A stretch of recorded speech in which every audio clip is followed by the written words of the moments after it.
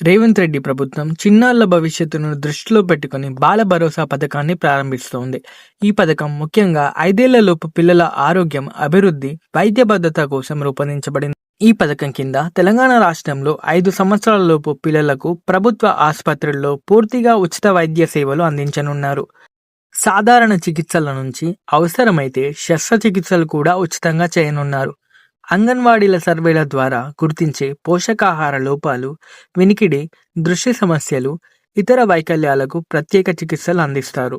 అలాగే ఆరోగ్యశ్రీ వంటి పథకాలతో అనుసంధానం చేసి మెరుగైన వైద్యం అందేలా ప్రభుత్వం చర్యలు తీసుకుంటుంది.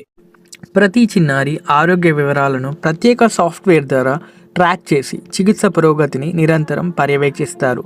ఈ పథకం లక్ష్యం ఒకటే: చిన్న వయసులోనే ఆరోగ్య సమస్యలను గుర్తించి ఆరోగ్యవంతమైన తెలంగాణ యువతను నిర్మించడం. Follow and subscribe for Telangana latest updates. సరైన సమాచారం సమయానికి అప్డేట్స్ కోసం మా యూట్యూబ్ ఛానల్ని సబ్స్క్రైబ్ చేయడం మర్చిపోకండి. Thank you so much for watching.